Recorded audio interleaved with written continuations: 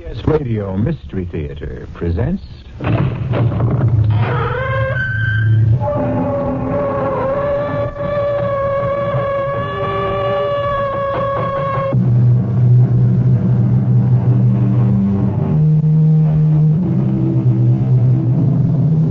Come in. Welcome. I'm E.G. Marshall. Welcome to a world we all inhabit too little. The world of imagination. Our own. Yours and mine. Have you ever wondered what it's like to be a ghost? Well, one of this earth's greatest writers did, Oscar Wilde. And having let his imagination play with the idea, he set down his findings in a ghost story that ranks with the world's finest. The classic tale of the Canterville Ghost. And if by chance you should think that a ghost's life is all wine and roses, why then listen to what went on one night at Canterville Castle. Blood! I must have blood. And when I say blood, I do not mean a drop or two. I mean gallons. Or am I not called Gibeon, the bloodsucker of Bexley Moor? Blood! Oh, give me blood! Blood, my foot. What you need is some oil for those rusty chains.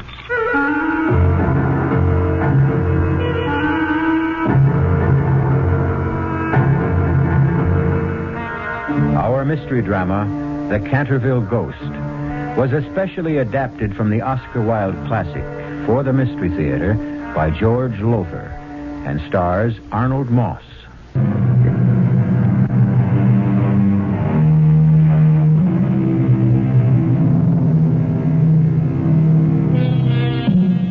Our story takes place in Canterville Castle, ancestral home of the de Canterville family since the 15th century. You immediately assume, I have no doubt, that the castle is in England. Well, it isn't. It was, but it isn't anymore. For you see, that well-known multimillionaire Hiram Otis had it dismantled, stone by stone, transported to the United States, and re-erected, stone by stone, on his own estate in the Midwest. So it is that one fine afternoon, we find him, Hiram, and his wife Martha, and his lovely daughter Virginia, and Geoffrey de Canterville, her fiancé, in the newly restored library of the newly erected castle of the Cantervilles. Well, Mr. Otis, I hope you're satisfied with the job I've done. Canterville Castle re-erected, lock, stock, and barrel, even to the ancestral gardens which surround it. Well, the castle's okay, but I don't know about the gardens. The guy I hired to be the general manager when we opened the place as a tourist resort says the pool ought to be where you put the pine woods. But, Daddy, that's the exact area where the pine woods were, in England. Well, Ginny, dear, tourists won't know that. But that was part of the deal when Daddy bought the castle from Jeff and hired him to re-erect it here, that nothing would be changed. Well, business is business. If it'll be more convenient for tourists to have the pool where the pine woods are. Yeah. Now, what's this? Well, you know what that is, Mr. Otis. It's the blood stain.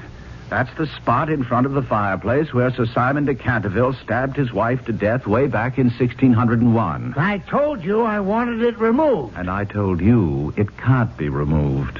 You got any Otis bathroom cleanser around, Jeff? Yes, of course, in the cleaning closets. You told me to stock it. Get a can of it. But, Mr. Otis, really... Otis bathroom cleanser is guaranteed to get rid of any stain, and it'll get rid of this one. Go on, give me a can of it. Oh, good heavens, that vase.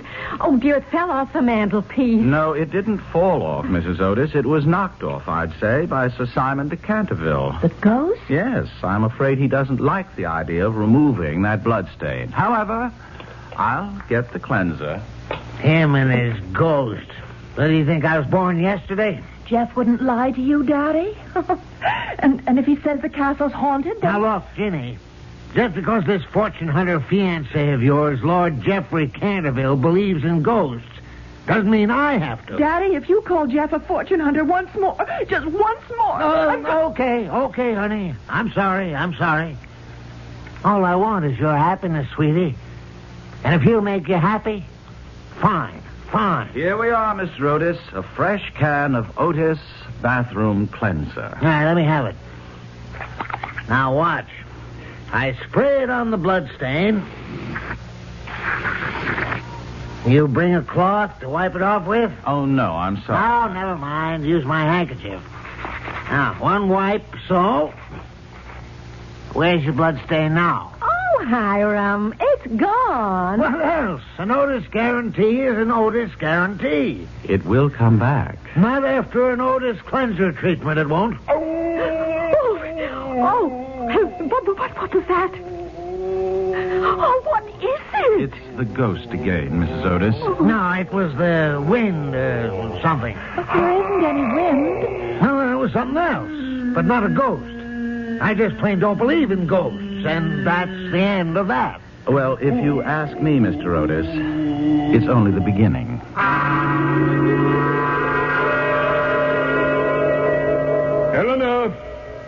Eleanor! Oh, blast the woman, where is she? Here, Simon, dear. Here I am. Get the paint bucket. We have to repaint the stain. Again? I promise you, however often Mr. Hiram Otis erases my bloodstain. My bloodstain, dear. Oh, all right, yours. But you wouldn't have had it if it hadn't been for me. You do forgive me. Oh, my dear, I have forgiven you at least once every 100 years since it happened. I should not be here otherwise. And the least I can do is to see that your stay here remains peaceful by giving that barbarous American his comeuppance. Fear not, my dearest love. It is Sir Simon de Canterville, me, against Mr. Hiram Otis, him. But I truly believe there's little doubt as to the outcome of the battle.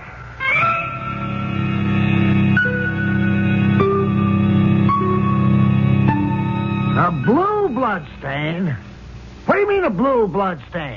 Just what I say, Mr. Otis. The stain's reappeared, and this time it's blue, Daddy. Now, look, I don't know what you two are up to. Up to? For your information, the boss painter who's redecorating the upstairs bedrooms complained that somebody's stealing his paint. And you think that Jeff and I would... Who else? But why would you think that? Because the way I see it... Yes? How do you see it? Well, I don't know how I see it. All I know is it doesn't make sense. And we better start making some sense around here because we open in a week. Now get rid of that stain. Once and for all, get rid of it.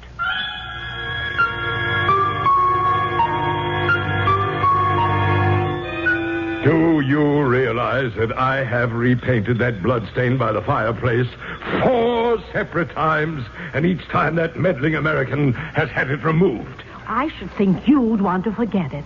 After all, it's a reminder of why you are doomed to haunt Canterville Castle. Oh, dear, and I with you. But you are not. You can leave any time you wish, Eleanor. Oh, Simon, not without you. Oh, my dear. Was ever man so loved by woman as I by you? Or I by you. And yes, I killed you. Because you loved me. Well, however you put it, I condemned us both to eternal misery. Well, it shall be misery in peace. For nearly 400 years I've haunted Canterville Castle without hindrance. Yet what that vile upstart has put us through in the past 3 years, tearing down the castle around our heads, building it up again around our heads, and the noise. And now he means to turn it, my castle, into what they call a tourist attraction. Never! My dearest, what can you do? That beastly American must be driven out. And his family with him. I know. Let me see what I have in the way of grisly costumes. Yes. I think this should do the trick quite neatly. Which is it? Gaunt Gibeon, the bloodsucker of Bexley Moor. Oh, that's smashing.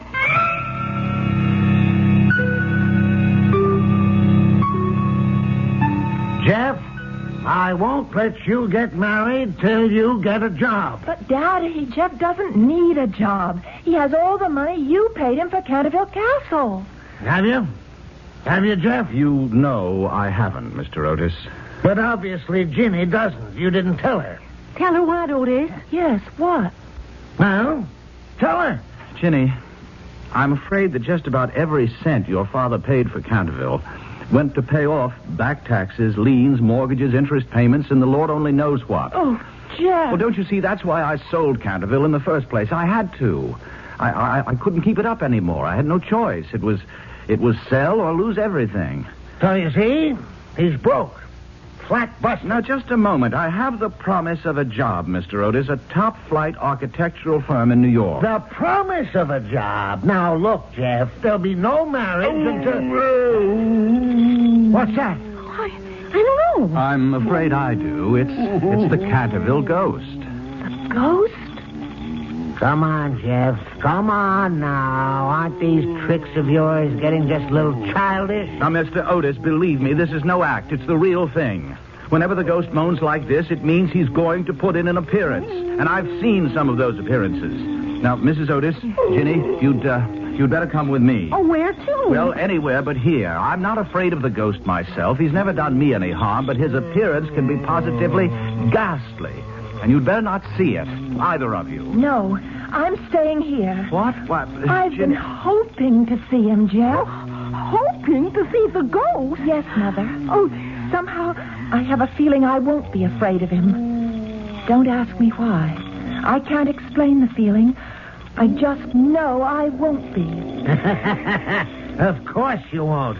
Jeff lets you in on his little gag. But I suppose I'm to be scared to death, huh? Oh, but Daddy, there is a ghost. You've got to believe it. Look! Oh, my heavens! Blood! I must have blood. He's got to be kidding. When I say blood, I do not mean a drop or two. I mean gallons. For am I not gaunt Gibeon, the bloodsucker of Bexley Moor? Blood! Blood, my foot. What you need is some oil for those rusty chains. And I just happen to have a can of Otis all-purpose here in this desk drawer. Cringe, thou knave! Grovel in abject fear before me. Now, here's that can of Otis oil. Oh, knock off the screaming. You got nothing to scream about, because believe me, this oil will do the trick for those chains of yours. Leave off!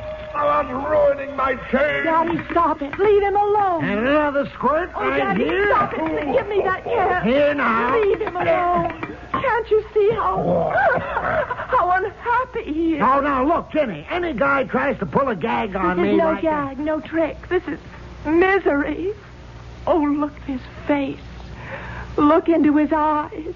He's in agony. I've never felt so sorry for anyone in my life. You feel sorry for me? Oh, yes. Oh, yes. No one has felt sorry for me in over 370 years. I do. Well, you frighten me. Oh, no, you can't be. You couldn't be. No. Not the Golden Girl. Oh, come on, you two. Stuff it. Nice little act, but just a little creaky in spots. You clod! You lout! You poltroon! Is it thus you'd taunt a noble lord of Canterville? Hear me, then. I sought but to warn you hence by harrowing up your soul. But there's another way to be rid of you. Death. No, No, please, I beg you, don't kill him. Don't. For thine own sake, then, child, be warned and get thee hence. I am Simon of Canterville, am easy wrought into murderous rage. So be gone. Be gone, be gone. Do you believe now? that he's a real ghost. I sure do. I guess we'd better do what he wants us to do, Otis. Let's leave the castle. Oh, no. Are you saying that you won't do You bet I am. I paid a fortune for this joint. I'd rather die than see that money go down the drain. Oh, no. I'll tear this damn castle down again, stone by stone, before he gets the satisfaction of seeing me run. You hear that, Buster? Stone by stone.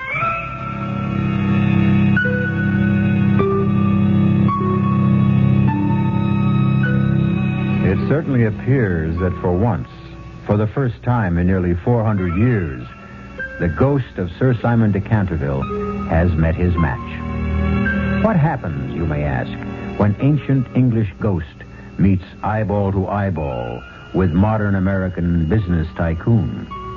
We'll learn more when I return shortly with Act 2.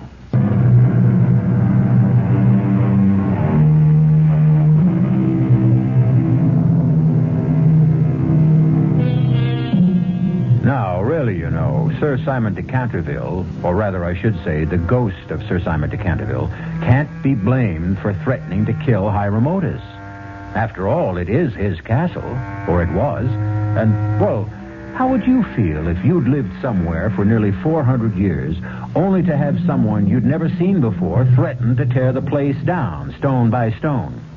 No, you really can't blame him for being in a towering rage. Eleanor, I shall rend him limb from limb. Oh, Simon, perhaps we ought to leave the Americans in peace. Oh, no. Oh, darling, please. I say no. Oh, Simon, please. Don't make me speak severely to you. Severely? Well, truthfully, it's quite possible you've lost your ability to frighten people. Lost my ability to frighten people? Yes, dear. You are but a ghost of your former self. Just what do you mean? Well, I very much fear that you're growing stale. And in the parlance of the day, why, you simply can't hack it anymore. Hack it? Not able to hack it? Me? Oh, Simon, come now. Were you not reduced to using brute force? You, who through all these centuries have prided yourself on the artistry of your hideous disguises. Why, you failed to frighten a mere mortal. And Simon, an American at that. Well, he's a clod. Altogether too stupid to have even a semblance of nerves. Is that thunder? I think so. It just occurs to me. I've always been at my best during a thunderstorm. True enough. And tonight, to judge from that sky out there, will be a night of elemental fury. A perfect background for haunting. I shall outdo myself this night. I shall employ a disguise so horrible, so fiendish. Something guaranteed to drive the churl out of his skull. What? Yes. That is the question. What shall it be? Oh, I have every confidence that you, my sweet, will create a costume that every ghost in England, in the world, would give his winding sheet to possess. Oh, you are too kind, altogether too kind. But let me think. Aha. Oh, you have it? Yes. You, my darling, have given me a thought. Winding sheets. That is the ticket. A winding sheet? Of course. I have an excellent one. Very old, very moldy. The one with the frilled cuffs and neck. But of course, do go on. I will wear that and take with me my rusty dagger. I shall approach the room moaning and groaning in a most gruesome fashion. When I enter it, I shall stand over them in the form of a green, icy, cold corpse till they're all but paralyzed with fear. And then I shall cast off the winding sheet and crawl around the room with white, bleached bones and one rolling eyeball. Oh, Simon, dear, You have outdone yourself. I dare say even you will agree I can still cut the mustard, my dear. Oh, you can. You have. What's the girl? The American's daughter? Oh, she must go in peace. I touch her not. Why so? Because... Well, my dear, you will scarcely believe this, but not only did I fail to frighten her, but she said she felt sorry for me. She said that? Yes. And she looked at me when she said it with eyes... Well, Eleanor, her eyes were filled with sympathy and pity and...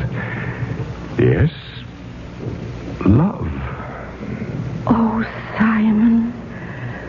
Could she be the Golden Girl? I should like to think so, but I fear not, my love. It's too much to ask. Much too much.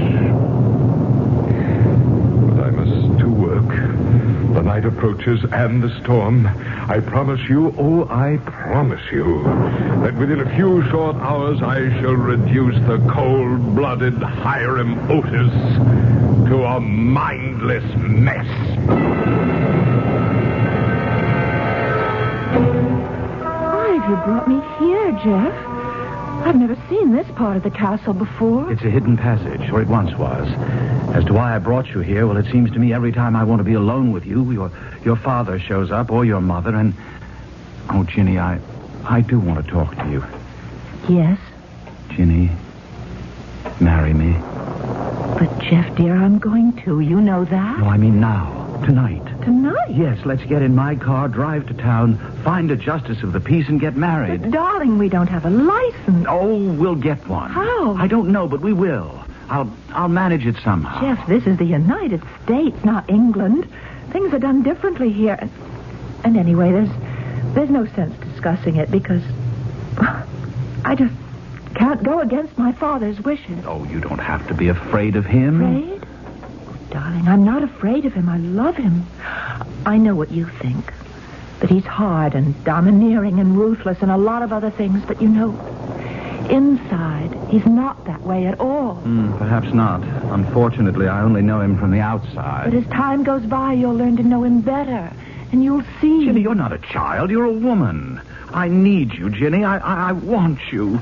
Jeff, please, darling, no. Ginny, Oh, please. Jeff. Oh, Blood! I must have blood! Oh, no, not tonight. Not now. And when I say blood, I don't mean a drop or two of blood. I mean gallons of blood. It's him. It's the ghost. Who else? Oh, to drive that churl Hiram Otis out of his mind. Oh, misery. Oh, agony. Oh. He went right by us. He never saw us. Yes, I know. Now let's follow him and see what he's up to. Oh, horror, hideous horror. Hark ye to the horrifying moans of the vampire monk. Oh. My parents' bedroom. He's gone in there. Hark ye to the horrifying moans of the vampire monk or the bloodless Benedictine. Who's there? The vampire monk. See, I bend over you, a green, icy corpse. Watch as I crawl around the room with white bleached bones and one rolling eyeball. What are you doing on the floor? Huh? Oh, why, you're the ghost, aren't you? Well, please now, could you be just a bit more quiet? My husband has had a very tiring day and he needs a sleep. And you're certainly going to wake him up sooner or later with all that moaning and groaning. Well, I am a ghost. I'm haunting you. All right, but please do it quietly. You ride and ridicule me, would you? Oh, but please, you Then misunderstand. pay for it. Aye, woman, pay with thy heart's blood. You've seen your daughter for the last time on this earth. For the last time. Jeff, He means me. No, darling, he can't. If he didn't see us following him. I have seen you. I saw you there in the secret passage, but was too busy with other matters to be bothered with you. I saw you following me. From the back of my head, I saw you. Stand aside, Geoffrey de Canterville. I take your beloved with me into the next world. Oh, no, you don't. I warn you. You're a Canterville, and I would do you no harm. What stands in my way, and I will place on you, as I already have on them, the Canterville curse. No. Oh, no. Oh, yes. Stand aside, I say. Stand aside. Wait. Yes? If you wish to take me into the next world, all right, go ahead. But leave Geoffrey alone. Leave my parents alone. Don't harm them. You would give your life for them? Oh, Ginny. Geoffrey. She's gone, vanished. Yes. What does it mean? Oh, good Lord, what does it mean? What? What does what mean? What's going on Oh, here? Hiram, that ghost. He's taken Ginny. He's taken her with him into the next world. Oh, come on now. It's the truth. In heaven's name, Mr. Otis, wake up to the truth. The ghost of Simon de Canterville has taken Jenny out of this world and into his own. And you'll never see her again.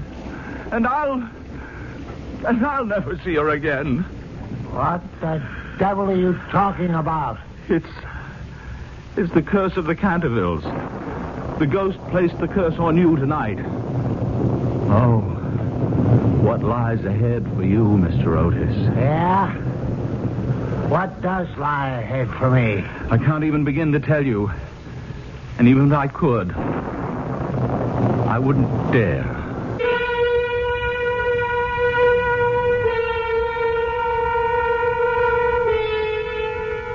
Strange sort of ghost, Sir Simon de Canterville. At one moment, he's almost gentle, tender, and the next, in a towering rage. He acts almost like us humans, doesn't he? And like us humans, he may have jumped from the frying pan into the fire in abducting Virginia Otis. We'll find out shortly when I return with Act 3.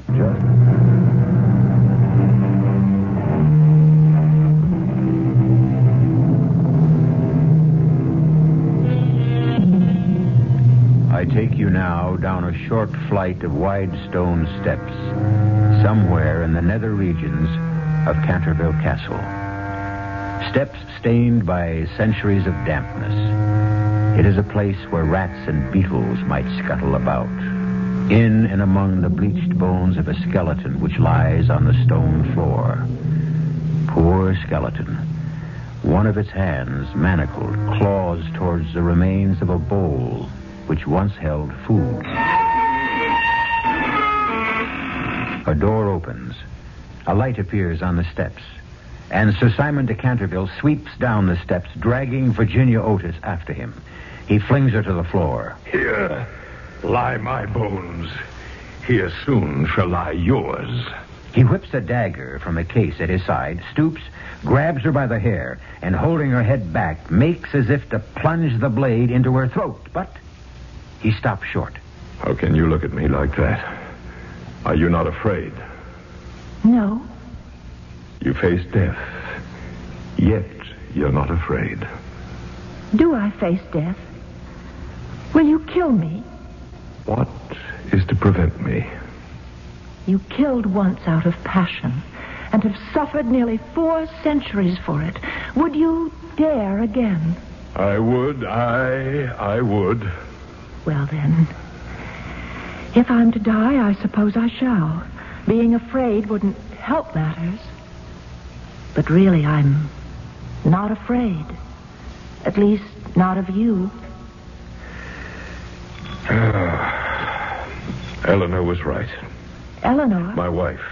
She says I don't seem to frighten anyone anymore, that I can't hack it anymore. Why do you want to? I'm a ghost. It's my only reason for existing. It's not a very good reason, if you ask me. It's no reason at all, if it comes to that. It's simply part of the punishment I must bear for murdering my wife. The Lady Eleanor? Yes. Why did you murder her? Jealousy. Unreasoning jealousy. I thought her in love with another man. I found out later how wrong I'd been. But it was too late then. I assure you my remorse was so great I hardly struggled at all when her brothers chained me in this dungeon and starved me to death.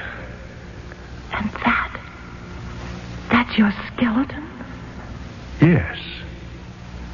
Poor skeleton. Poor ghost. You must be very tired. As only a man who has not slept for nearly 400 years can be. But there'll be no rest for me, never any rest, until the legend of Canterville Castle is fulfilled. But I didn't know there was a legend. Jeff never told me. Oh, yes, yes.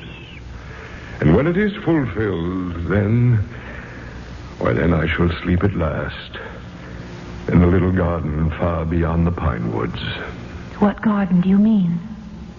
The garden where the grass grows long and deep, where the hemlock flowers are like great white stars and the nightingale sings all night long. All night long he sings, and the cold, crystal moon looks down, and the yew tree spreads its giant arms over the sleepers. The sleepers? Do you mean the garden of death? Yes, death. Would you help me if you could? If you could make the legend come true, would you? Yes. What is the legend? It is this. When a golden girl can win prayer from beyond the gates of sin, when the barren almond bears and the girl gives away her tears, then shall all the house be still, and peace come to Canterville. What does it mean? It means that you must weep with me for my sins, because I have no tears, and pray with me for my soul, because I have no faith. And then, if you have always been sweet and good and gentle, that withered almond tree you have perhaps seen outside the library window. The barren almond tree, yes. That tree will bloom again to show... Yes, to show? That the angel of death has had mercy on me. I should like to do that for you. I know. But you may fail. Yes? And if you fail, the tortures of the damned will be yours through all eternity. You must dare to go beyond the gates of sin. You will see fearful shapes, hear wicked voices. If you are the golden girl of the legend, you will not be harmed. But if you're not the golden... I tremble for you. Well, what is your answer? I will do it. Think.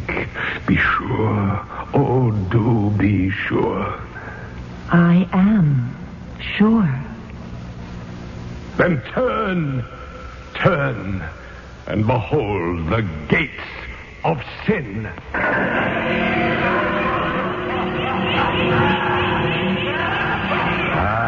You shrink back. You are afraid.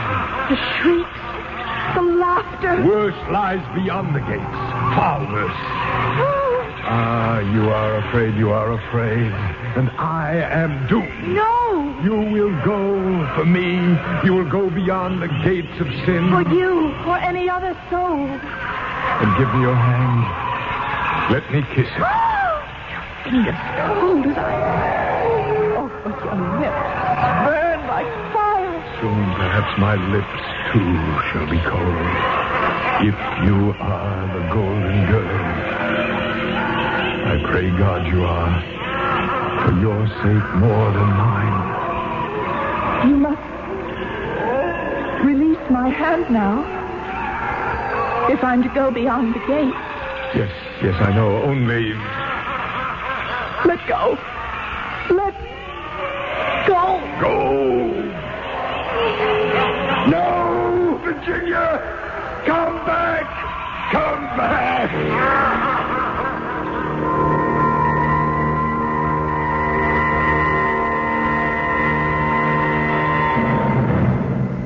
Mr. Otis, there's nothing that can be done.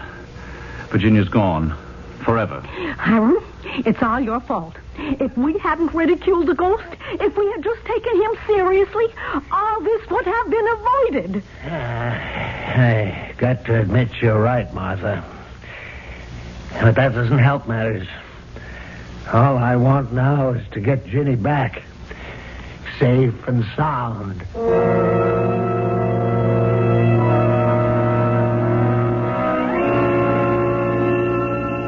The girl, where is she? She's gone. Gone.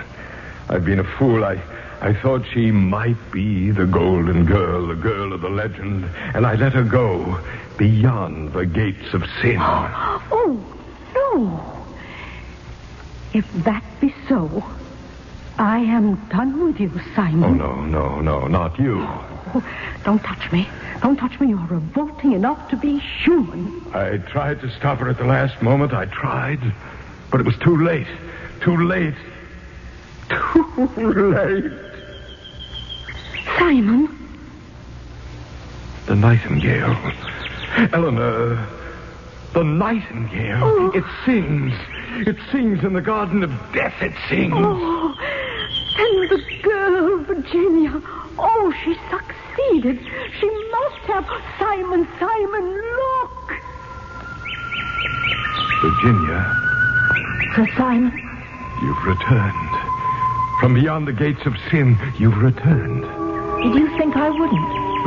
Yes, I thought that. I knew I would. I'd not have gone past those gates if I hadn't felt sure. Then you are the golden girl of the legend. You are the golden girl. Are you saved now? Oh, yes, child, yes. I'm saved. After all these centuries, released. And you're the one who did it. Eleanor, she is the one. What can I do to thank her? What? Oh, Simon, restore her to her own world. What else, dear?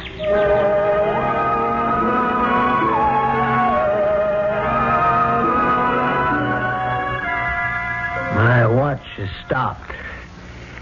What time is it? It's nearly 3 a.m. 3 a.m? I've got a 9 o'clock committee breakfast. Oh, what am I saying? Business. It becomes a habit. My little girl is gone, but my first thought is if Oh, God in your heaven, what kind of a man am I? Oh, Hiram, you're a good man. You just lost yourself in making a living. Yes. Lost myself in making a living. Yeah. We spend too much of our lives making a living. We should spend more of it living. I guess your ghost knows that, Jeff. I don't know whether he does or not. I do. What was that? I thought I heard... What? It sounded like Ginny's voice. Yes, I thought I heard it too. You did, Jeff. I'm back.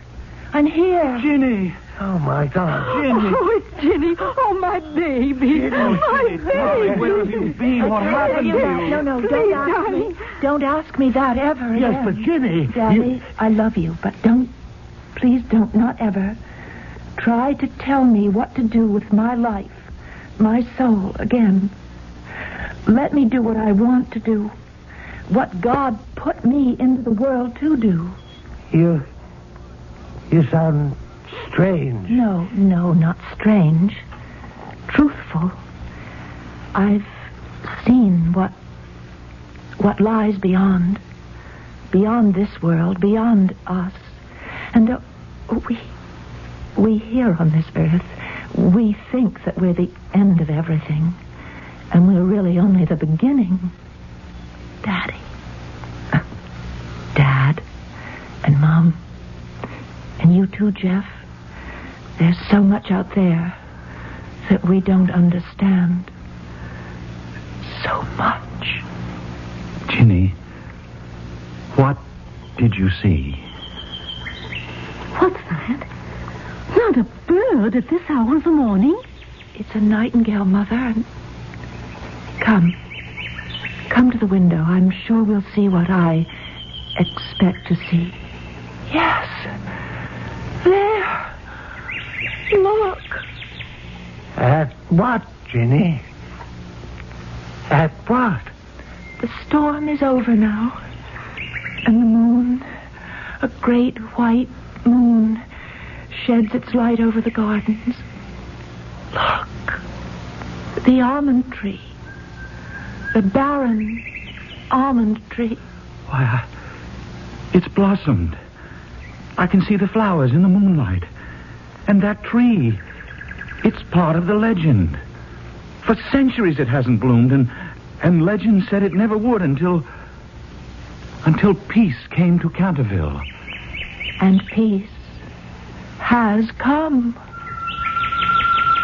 Far away, beyond the pine wood, there is a little garden.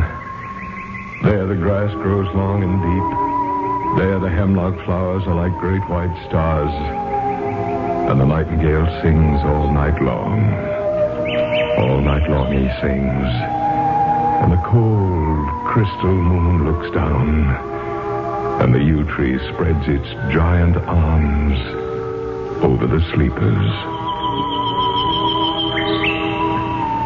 Jeffrey? Yes, Ginny? He's at peace, Jeffrey. The Canterville ghost is finally at peace.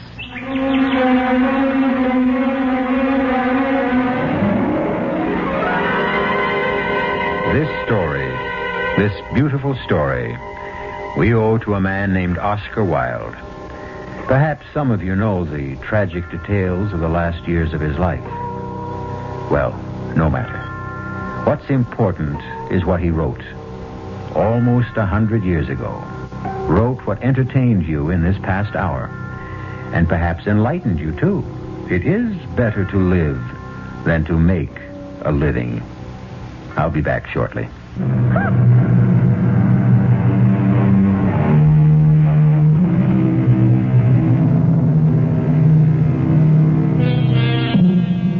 Oscar Wilde is buried in Père Lachaise Cemetery, just outside Paris.